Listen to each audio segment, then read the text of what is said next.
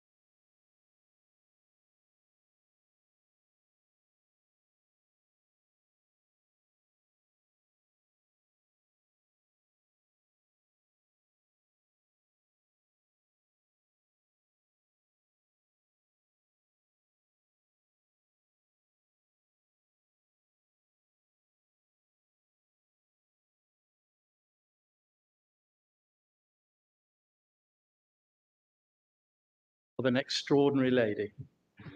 As well as being an inspiring speaker and a renowned seed educator, Daniel spent part of his childhood years enjoying summer holidays with our family and knew Melinda well. It never occurred to me or Melinda at the time that Daniel and Nicholas would end up as Rabbonim, nor for that matter that Justin would become a teacher, although his career was more predictable once he started teaching bar mitzvah boys, and especially when Justin was aged 16 and taught a young man called Clive Gilbert. Before we hear what the boys have to say,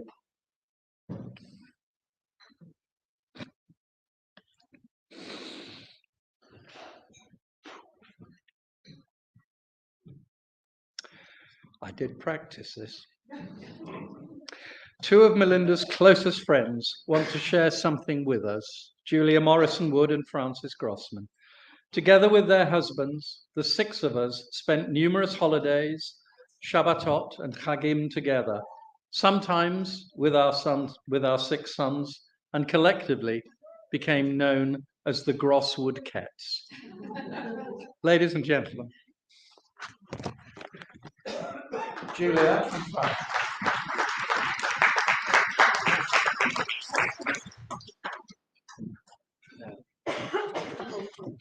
I can't see any much. Stand outside.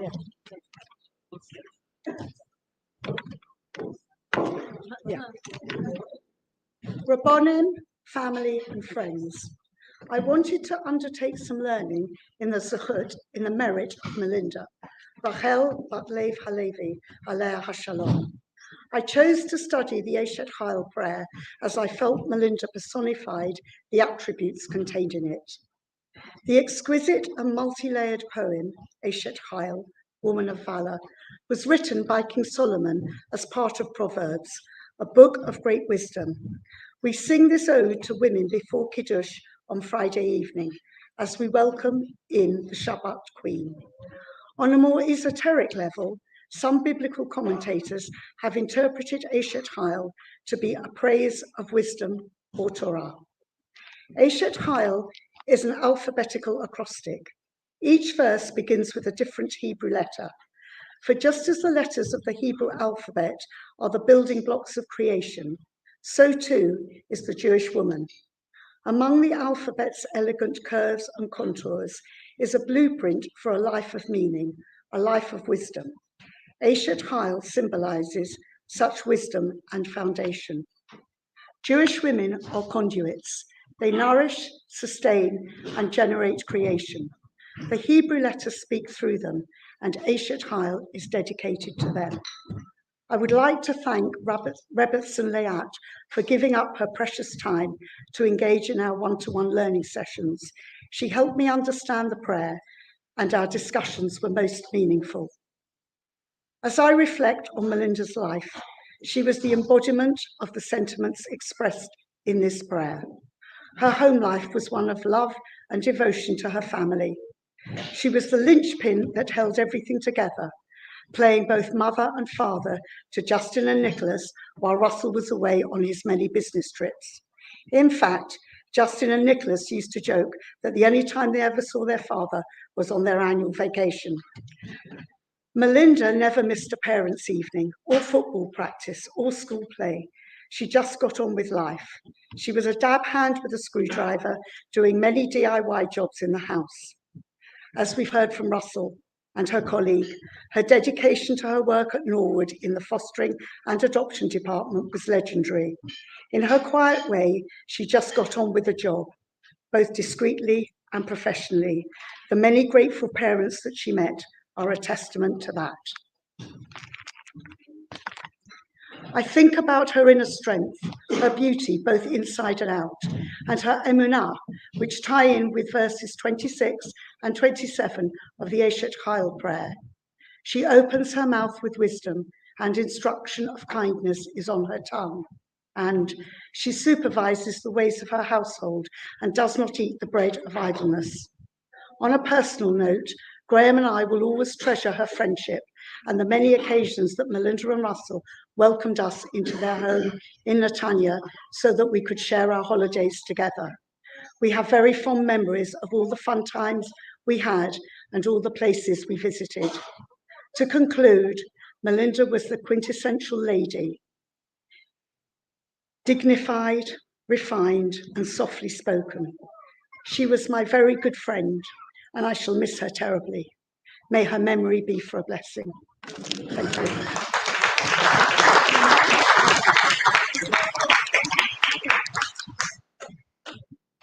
When I press the button, I could walk better.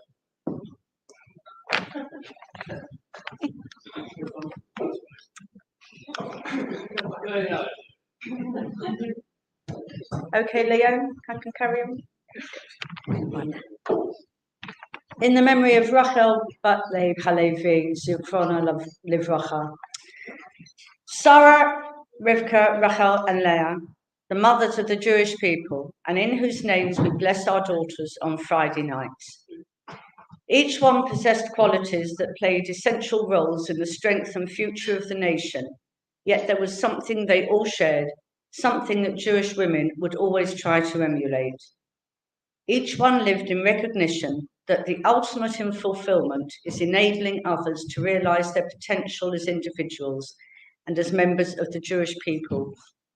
The Torah is filled with accounts of these women recording their insight, their giving nature, and their sensitivity, leadership, and special ability to inspire others, all traits which Melinda had. Rachel, after whom Melinda is named, helped Leah to marry Yaakov as she recognized that her sister needed to do this in order to fulfill her life's purpose and become one of the mothers of the Jewish people. When we give to others who need us and help them realize their potential, it fulfills our own needs and our own desires to grow. We see this in our relationships today, whether it be with friends, family, or even in the workplace. When the needs of others are our priority, our own sense of self is heightened immeasurably, and our relationships become worlds of giving, where love and self-esteem flourish, traits which Melinda truly exemplified. Turning, if I may, to some personal reflections, Justin and Rabbi Nick were both in my Cub Scout pack, and I well remember Melinda and Russell coming to help us at one of the national camps held every 2 years. It was the weekend of Russell's 39th birthday, and Melinda was determined that Russell should have a birthday cake. So she spent the whole coach journey with it balanced precariously on her knees. Well worth the effort, as it was much enjoyed by all.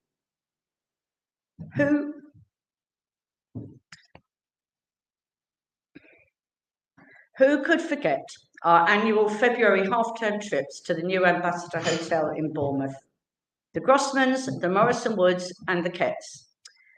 And you stole my thunder before, Russell. I can't remember who coined the name Grosswood Ketts, but it has stuck. 6 adults and 6 noisy boys. They sure knew that we'd arrived. We also enjoyed Melinda and Russell's superb hospitality in Netanya on many occasions, as well as our families sharing countless Shabbat and Yom Tov meals. We first entertained the Kett family on Shemini Atzeret 1987. A memorable day on that count, and also because the Great Hurricane began that night. 35 years of friendship have ensued, and Baruch Hashem, many more years to come. But we shall always treasure our memories of Melinda, a true Eshet Chayil and a dear friend. She will be very much missed by Stephen and me, Ben and David and their families. Thank you.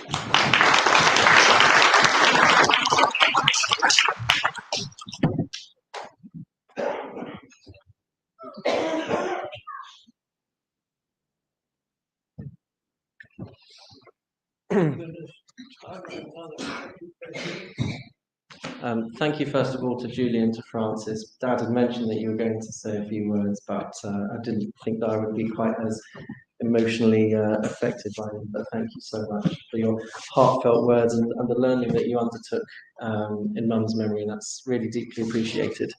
Rabbanim, family, and friends. In Judaism, we teach that any Torah studied in the merit of a person who has passed from this world will be of tremendous elevation to their soul. That is why many have the custom of splitting the 6 books of the Mishnah to be learned by different people, so that the entire Mishnah can be finished and a completion ceremony known as a siyum can be made at the end of the Shloshim period, which we are marking tonight. As a family, we decided this would be an unrealistic target. And so we decided that Justin and I would learn a volume of Gemara and make a siyum on that. And in order to encourage group participation in Torah study, we would instead lure you here today with the promise of a delicious tea. And while you're here, you can enjoy Rabbi Fine's words of wisdom. So for those of you who didn't read far enough down on the invitation, I truly believe that this is what Mum would have enjoyed anyway. Though she was very proud of me for choosing to study for the rabbinate, she personally would prefer the easy listening style that Rabbi Fine will assuredly treat us to. Before Justin guides us through the final section of Masechet Chagiga, I thought I would just share some brief words of introductions. Chagiga deals mainly with the laws pertaining to the celebration of the three main festivals of Pesach, Shavuot, and Sukkot. 3 times in the year, when historically the entire Jewish nation would flock to Jerusalem to visit the temple, and the sacrifices that would be brought in honor of the occasion. The other focus of Masechet Chagiga is on ritual purity.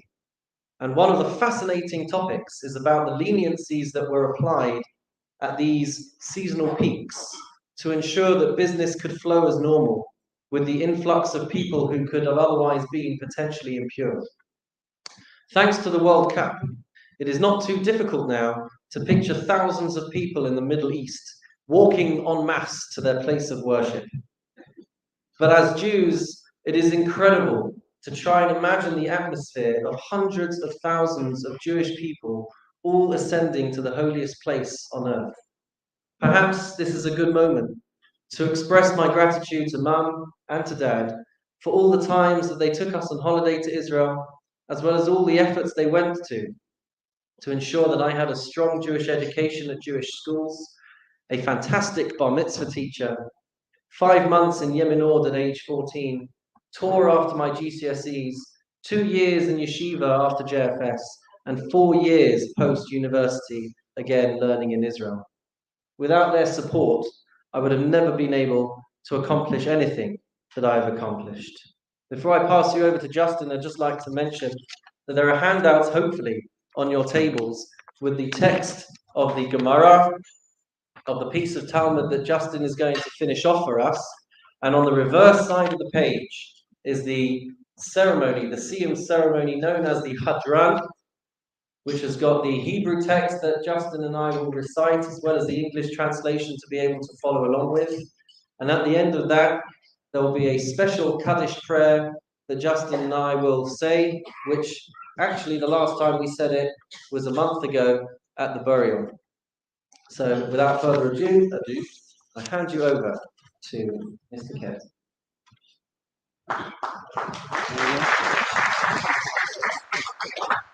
Thank you. You'll be very glad to know I'm not going to go through the whole tractate, particularly as there actually is 2 for 1 deal. Corin, do a brilliant job. So, give me 1 moment to gather my notes.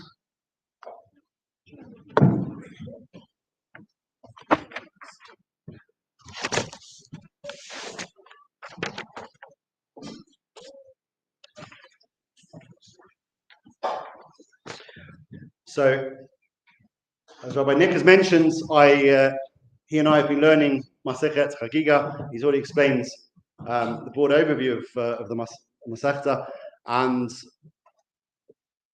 about halfway through, having not really ever completed a Masechet before, I was thinking, okay, I know why I'm doing this. The reason is very clear to me, but what exactly am I doing?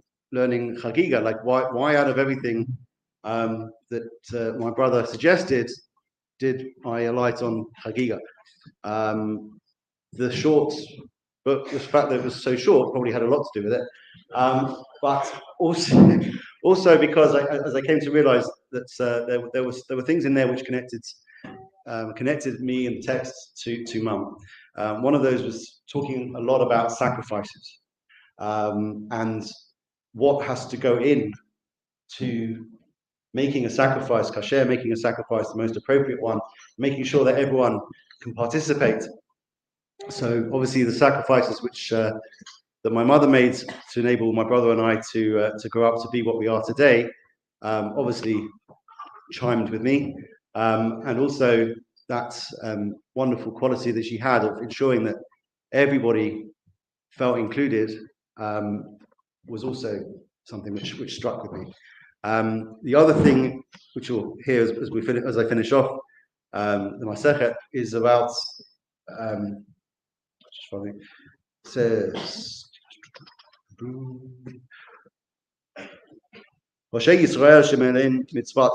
that your temples are like a pomegranate split open, which is to be expounded, that pomegranates are full of seeds, we are full of good deeds. And I every year, at school, I find myself saying the same thing almost about the ribbon, about the pomegranates to the children at Rosh Hashanah time, and about how we're filled with good deeds. And then they say, "Oh, is it really true that you can 613 seeds in a pomegranate?" And I say, "I will supply the pomegranate if it keeps you quiet." So we do that. Right, I'm going to get straight on with finish off the Masechet. I will start on the sheet. I'm going to add a little bit more because I think it helps a little bit with the context. So I'm at the top of the sheet. Kol hakelim shahayu b'mikdash yesh lahem shneim shloshim sheim nitmu ha'rishonim yaviu shneim tachteihem.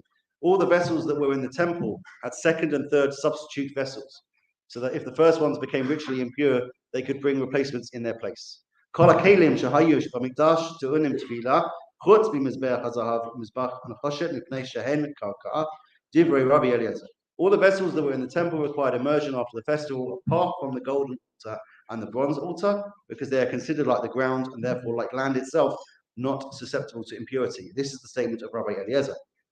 Omrim, the Chachamim Omrim, Mipnei Shehen Mitzupim. And the rabbis say it's because they are coated. Amar Reish Lak. Oh no, I'm going to switch over here a second. Kol hakelim shebemikdash yesh lahem shneim, etc. Mizbach al choshet dichtiv mizbech adama ta'aseli mizbach hazahav dichtiv hamenorah b'mizbachot itkunesh b'mizbachot zeh lazeh. The Mishnah taught all the vessels that were in the temple had second and third substitute vessels, etc. All the vessels that were in the temple required immersion, apart from the golden altar and the bronze altar, because they are considered like the ground. The Gemara cites the sources. The bronze altar is considered like the ground, as it's written, "An altar of earth you shall make for me." The golden altar is considered like the ground, as it's written, "The candelabrum and the altars." The plural word altars indicates that the two altars of the temple, the bronze and the gold one, are compared to each other, teaching that just as the bronze altar is like the ground in that it cannot contract impurity, the same applies to the golden altar as well. According to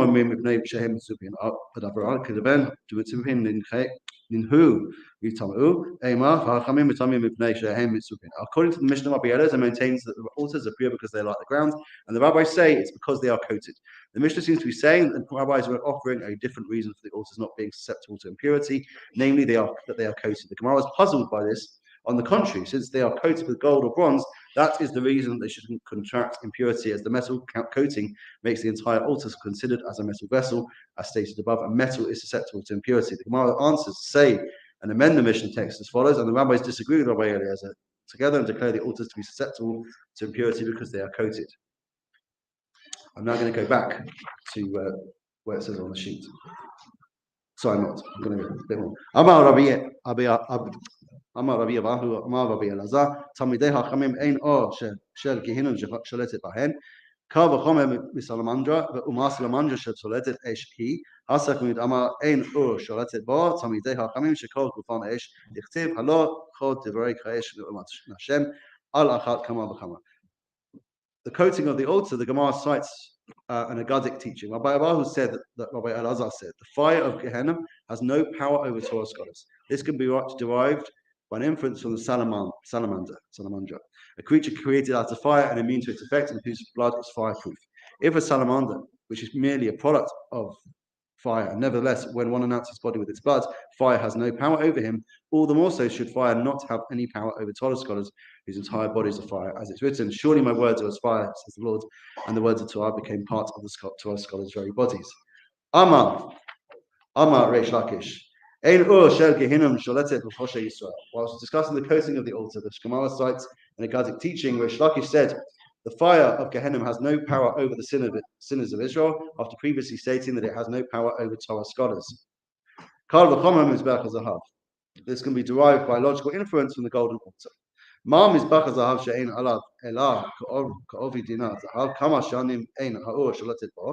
If the golden altar only has a coating that is no more than the thickness of a gold dinar, despite having incense burning on it for many years, nonetheless the gold miraculously remains undamaged.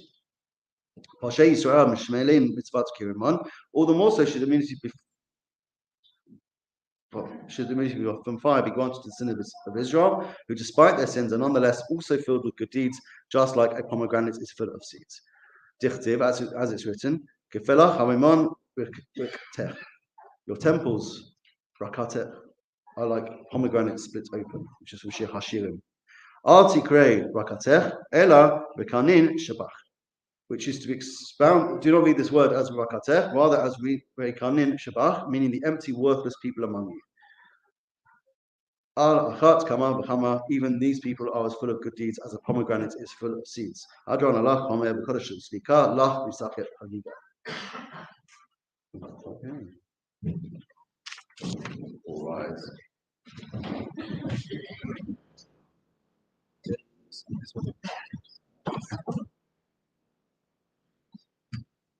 Hadran Allah Masechet Chagiga Hadran Allah Datan Allah Masechet Chagiga V'Tatak Alan La Nitnashem Minach Masechet Chagiga V'La Titnashem Minan La Ba'alama Haden V'La Ba'alama Date Hadran Allah Masechet Chagiga V'Hadran Allah Datan Allah Masechet Chagiga V'Tatak Alan La Nitnashem Minach Masechet Chagiga V'La Titnashem Minan La Ba'alama Haden V'La Ba'alama Date Hadran halach b'sechet chagiga v'hadrach alan.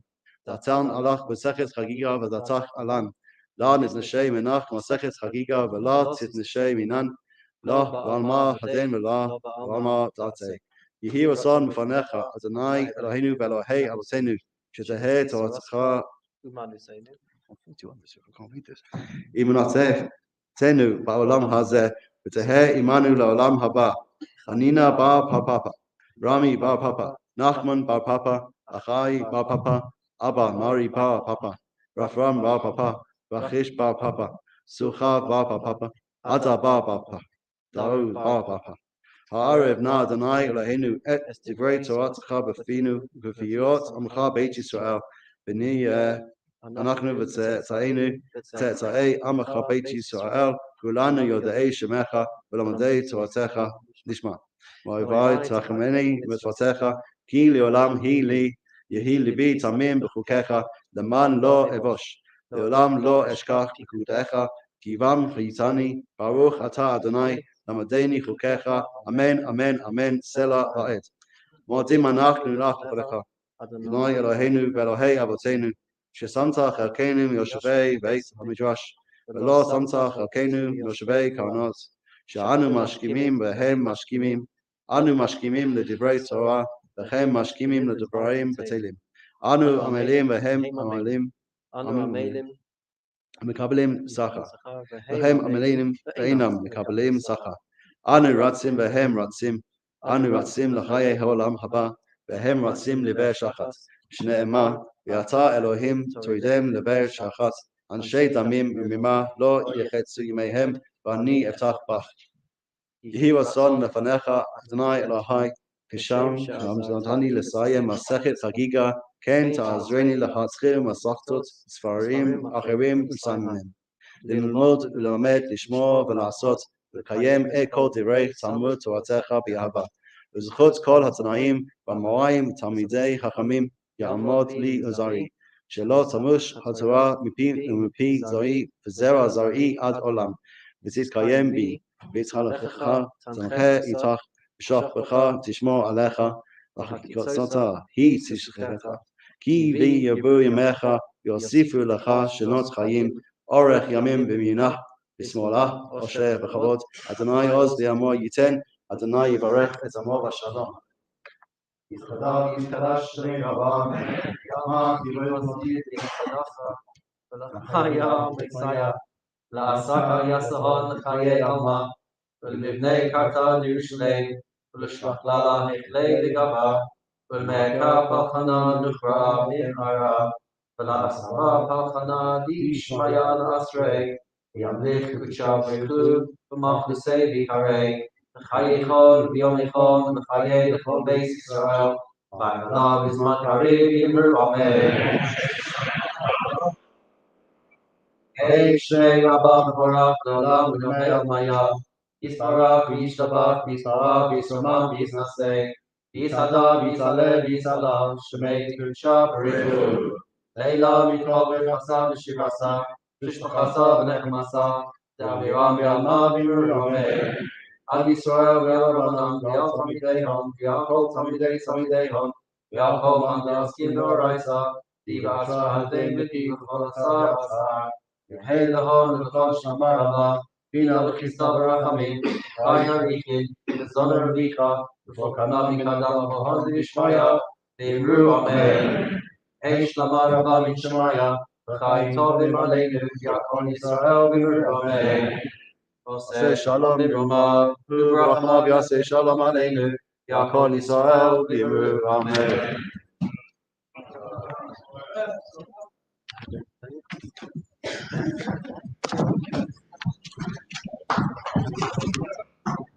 And now,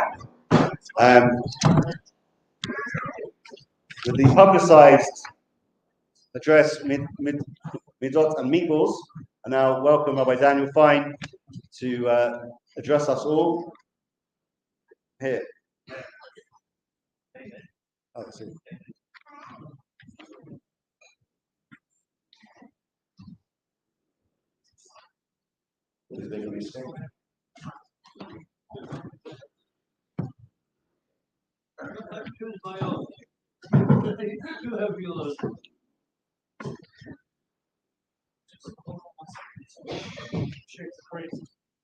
It's okay.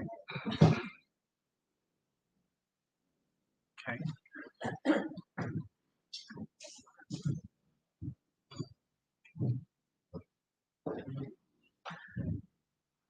Bereshus, Rabbanim. I just want to douse a slight element of enthusiasm. When Russell said that I would treat everyone to meatballs, that was the name of the talk. Of course, wishing everyone, especially the entire Kett family, Russell, Rabbi Nick, Justin, Shira, David, Leo, a long life, only simchas, only good things. And please God, our learning today should be for merit for a very, very wonderful and special person. Legend has it that several years ago, decades ago in Jerusalem, lived a gardener, but not an everyday gardener, so to speak. This is a gardener who used to tend to the gardens, the orchards of the rich and famous, a celebrated, professional, and highly skilled gardener. But this gardener had a very odd custom. Every Friday, this gardener would make his way to one of the local makolet stores, a shop, and he would buy, and those who lived in Israel might remember this, 20 or so asimon coins for a payphone. I'll have to translate firstly what's a payphone. These are old things, that are archaic boxes that superheroes used to change clothes in. An asimon coin effectively looked like one of these things you'd insert into some form of slot machine. It looked a little bit like a polo with a slight indent in the middle. Anyway, he used to buy 20 asimon coins, and then he would proceed to make call after call on the local payphone outside this makolet. Now, Israel being Israel, had the merit of living there for 12 years. When behavior is repeated, people get curious. When Israelis get curious, they let you know that they're curious. And therefore, the makolet owner, after 4 or 5 weeks of this behavior, decides to eavesdrop. What is this conversation? What is this gardener saying week after week, buying the asimon coins, going to the payphone and calling people? What's going on? And he hears the conversation repeating itself. And it goes more or less as follows, or translate into English. The gardener calls someone up, or various people up, and says, I'd like to introduce myself. I'm a gardener. Do you have any business for me? The conversation clearly was a very short conversation, because about 5 seconds after his grand introduction, he put the phone down and called someone else. And so it went week after week after week, clearly rejection after rejection. The makolet owner eventually had enough. And when that next Friday, the gardener came to buy the asimon coins, the makolet owner said, look, a bit of a favor I've got to ask from you. This works better in Hebrew. He says, I've got a very small balcony. There are a few plants. a bit of greenery. Would you mind tending to my little merpeset, my balcony? And the gardener looks at him and says, me? Says, I'm a gardener for the rich and famous. I've got loads of business. I don't need anyone. My collar owner, Israeli, not shy, says, Adoni, sir, I'm very sorry to say this. It's good when Israelis say sorry. I'm very sorry to say this.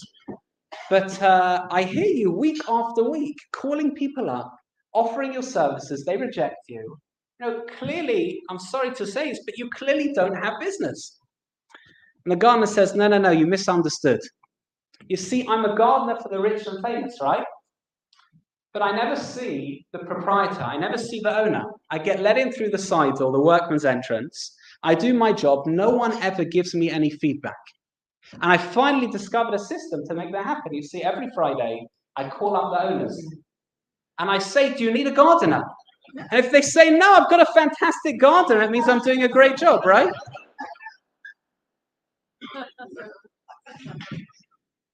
I think sometimes it's so important to pause, to recognize other people's strengths and qualities, and that's exactly what we're going to do the next few minutes with Melinda. I'll say on a personal note, apart from the fact, as we'll reference later, seeing Melinda and the family in Netanya summer after summer, I have to confess, and if I should do this as a rabbi, the 10 Commandments probably above me, aren't they? I'm a little bit jealous of the Ketts. I am. Each one talented in a very, very different way. And of course, it takes a very special person to cultivate people with different talents and allow them all to shine. Whether it's Rabbi Nick, I call you Rabbi, for all his creativity and shul things, of course, helped, not only helped, guided and really supported by Shira. Justin with your school educational talents, Russell for vision, management, even awarded by the Israeli Minister of Tourism. And it's apt, of course, at this juncture to ponder everything that Melinda stood for.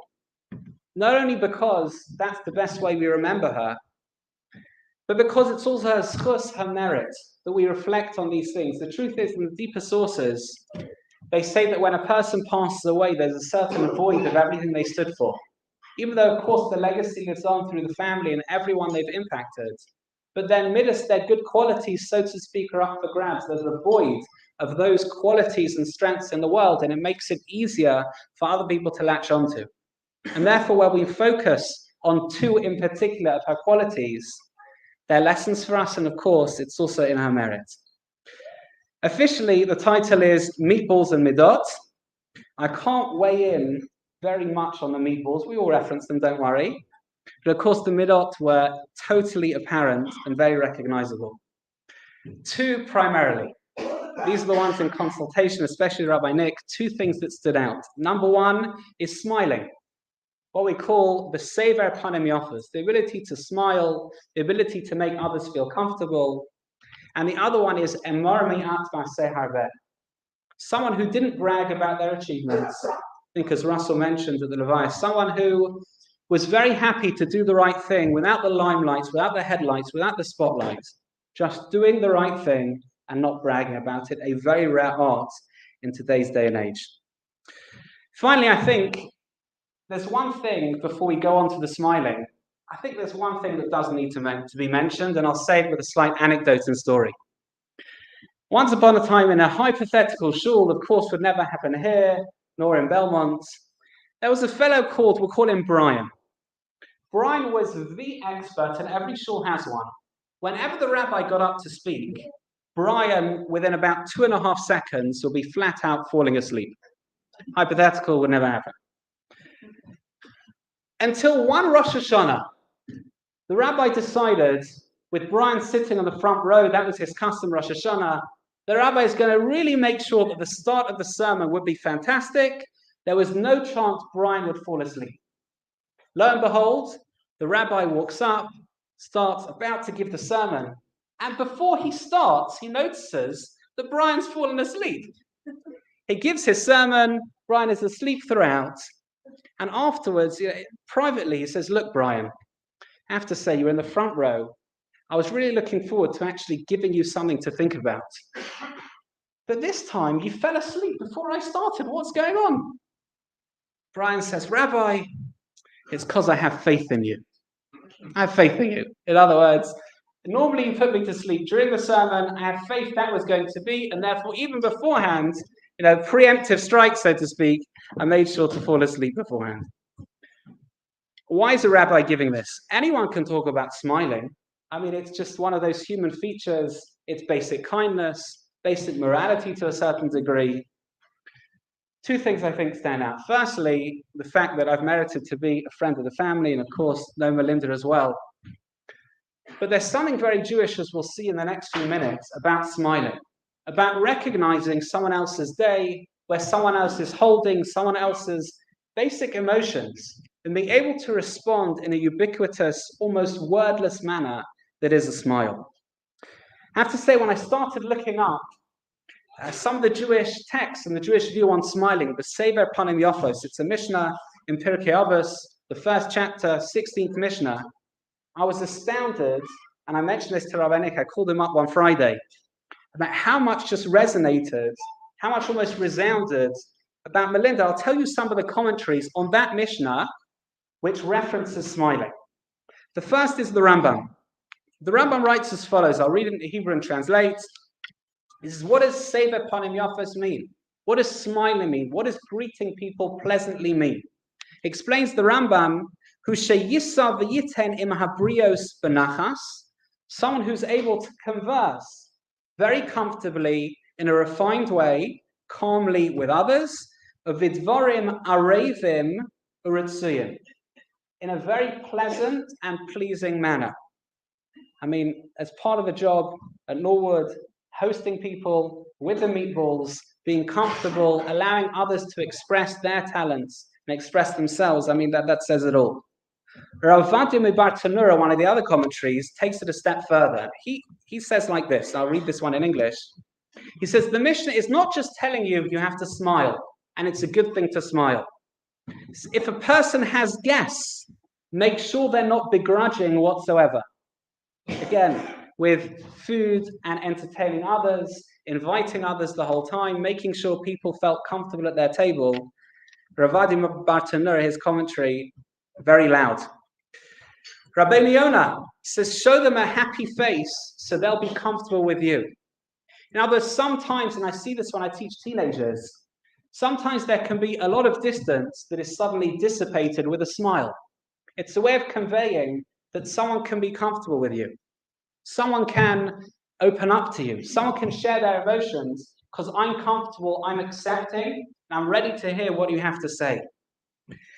Someone shared with me, Rabbi Nick actually shared with me a beautiful email from Ruth Schneider, who writes as follows, and I was told I was allowed to share it, just in the vein and the theme of smiling, showing someone a happy face, so they'll be comfortable with you, not because it's a popularity contest, not because we need other people's validation, other people's, seeing that I'm popular in order to live our lives, but because that impacts on other people. Listen to this. She says, I'm so sorry, and I'm shocked to hear of the passing of Melinda.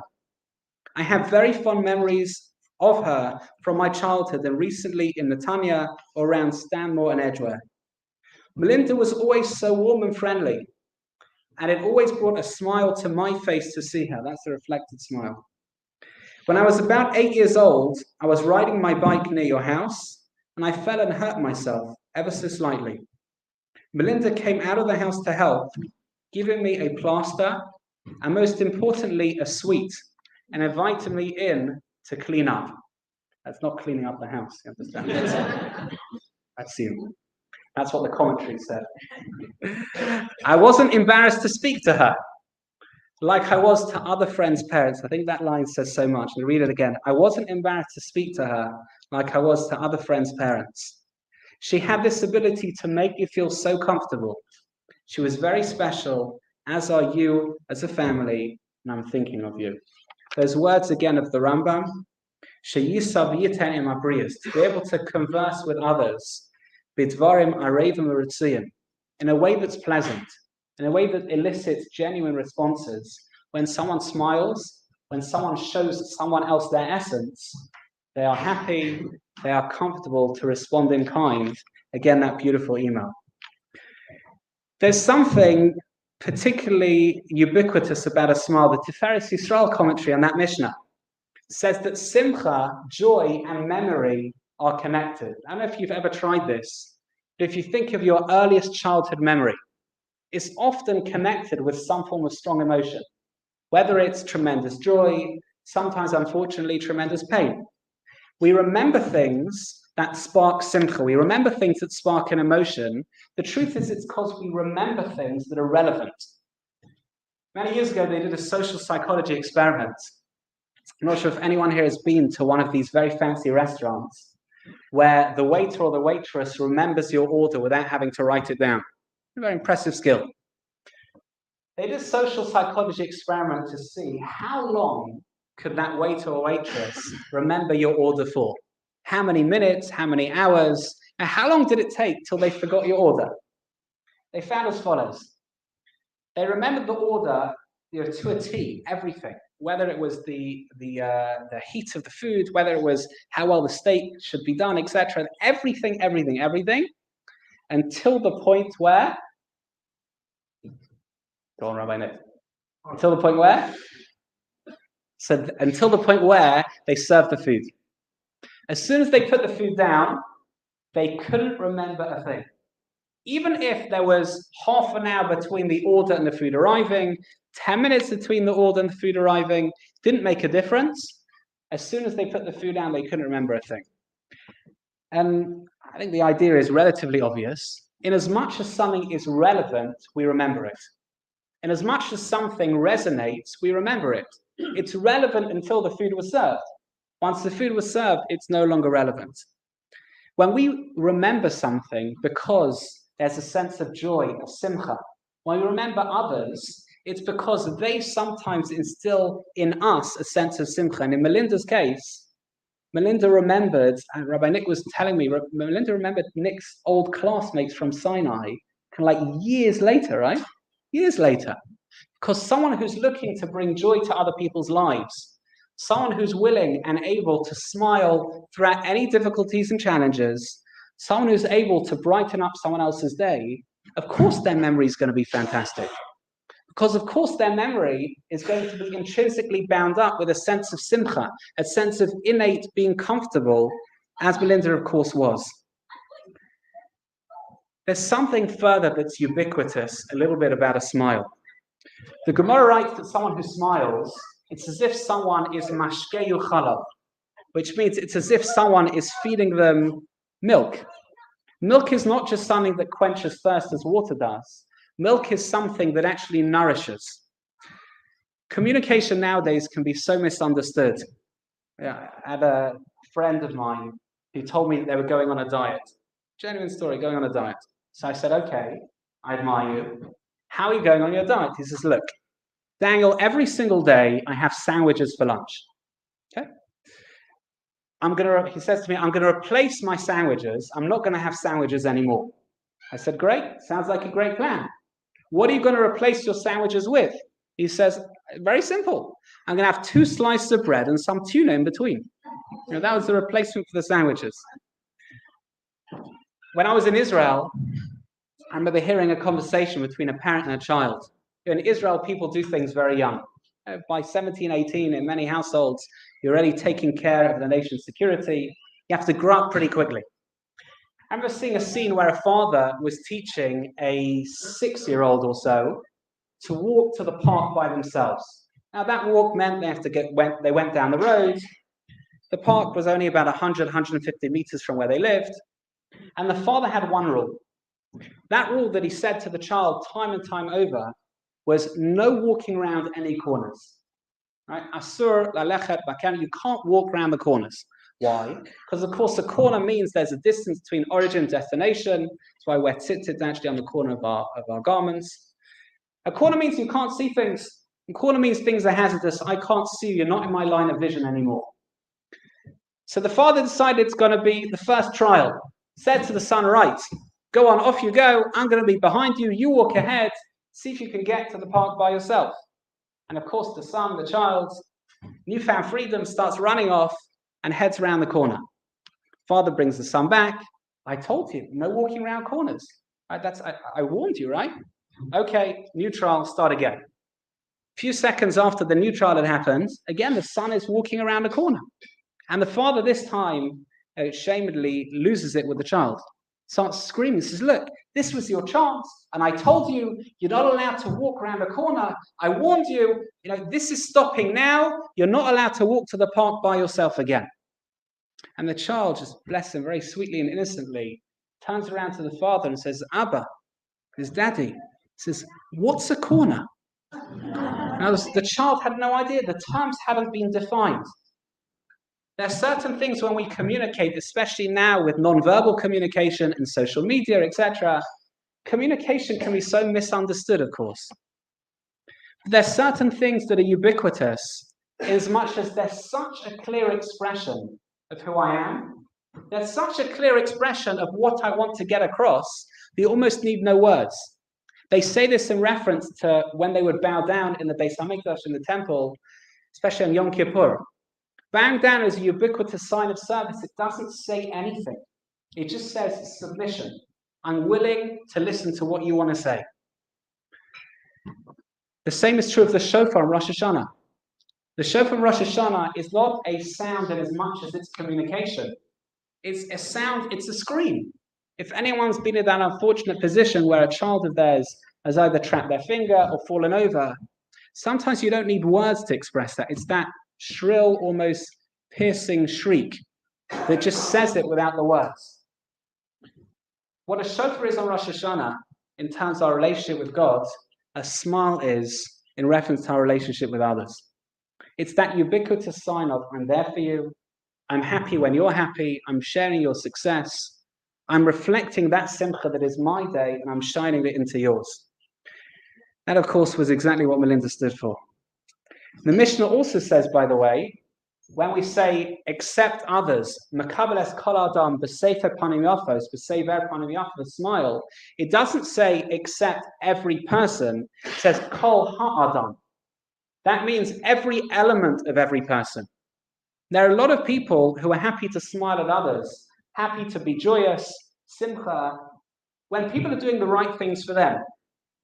There are a lot of people who are very happy to express appreciation as long as you're doing the right thing for me. But great people express appreciation, simcha, joy, nachas, comfort, genuine smiles, irrespective of other people's fault. Makabel es kol ha'adam means, even if you're challenging me, even if you're doing something I don't like, even if at this juncture, this point in time, things are difficult, I'm willing to smile through it, because it's not everyone, it's kol ha'adam. Every single part of a person, accepting everyone, even if they're little bits that maybe rub you up the wrong way, bits that maybe you don't like, bits that you feel other people should work on, accepting people nonetheless.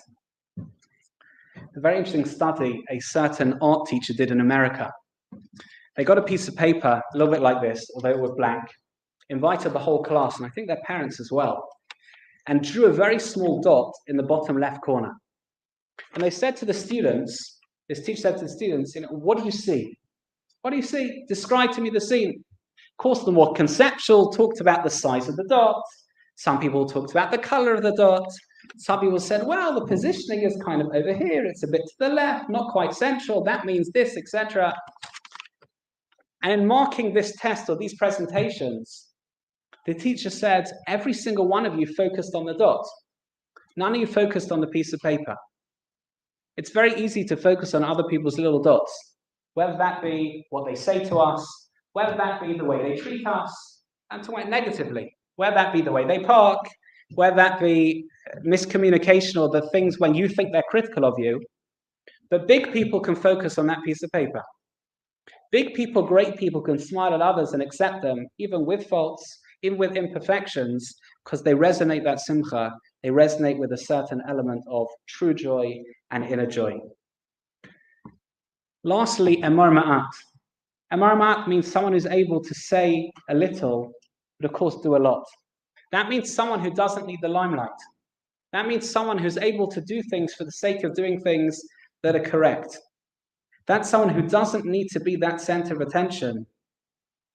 That means someone who can look at things that are genuine, someone who doesn't need to live in a world of mirage and fakeness, etc., as we know, someone who can just be themselves and get on with the job. I guess our challenge in reflecting on Melinda's legacy is, can we copy some of those traits? Can we emulate some of those qualities? Something beautiful the Kitzur Shulchan Aruch Sefer says. As we heard Nick and Justin Daven earlier, says there's a tremendous benefit provided to the deceased, someone who leads the services, someone who says Kaddish in their memory, learning in their memory. This says something that's unparalleled, something that's beyond all of that, is when people emulate their traits. When someone creates an additional legacy, so to speak, for that person, someone who says, I'm inspired by them, and therefore I'm going to do X, Y, and Z. A family who continue living Melinda's legacy and Middot, everything she stood for, is someone who is a family who can give her tremendous merits way beyond all the ripple effects that Melinda created in this world. I'm reminded, in closing, of a teacher of my daughter. I think I once told this story actually over here, one Shabbos, without the microphone. And this teacher was a year 4 teacher, and there was a girl who moved to my daughter's class when she was in year 4, a girl who moved from Argentina. Now, this girl was having quite a troubling and challenging time on her weekly spelling test. This girl approaches the teacher in secret and confidence and says to the teacher, look, it's not fair. Everyone else is getting 80, 90% on their weekly spelling test, but I'm getting 20s and 30s. Of course, the teacher says, look, it's not about world records, it's about personal bests. You're improving, you're making progress. And after all, your first language, just moved from Argentina. Your first language isn't English, it's very good, not Argentinian, Spanish. It's Spanish, great.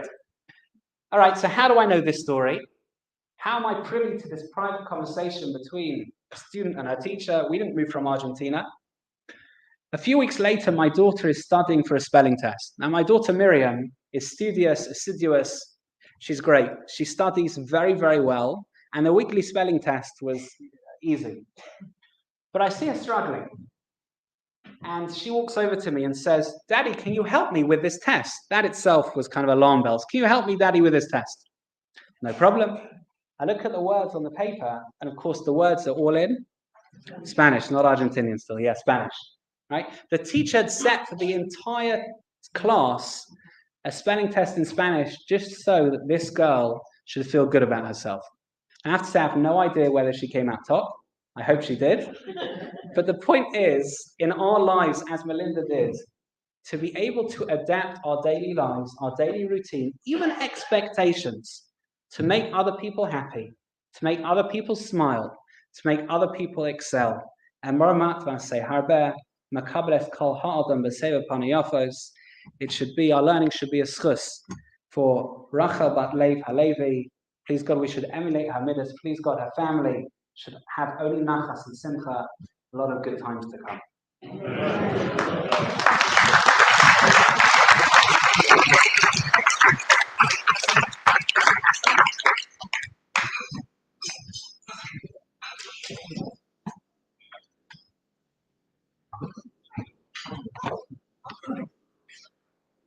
Wow. Thank you, Rabbi Daniel. That was tremendous. It was emotional. It was so on point. Thank you so much. Julia, Francis, thank you. Thank you also, Justin and Rabbi Nick. And thank you all for joining us this afternoon for what I hope you have found to be an inspiring tribute to a truly extraordinary lady. May I, on everybody's behalf, thank Bushy Shul for allowing us to hold the event here, and our thanks to the Shul's caretakers, administrative staff, security team, and everybody else involved for their kind assistance.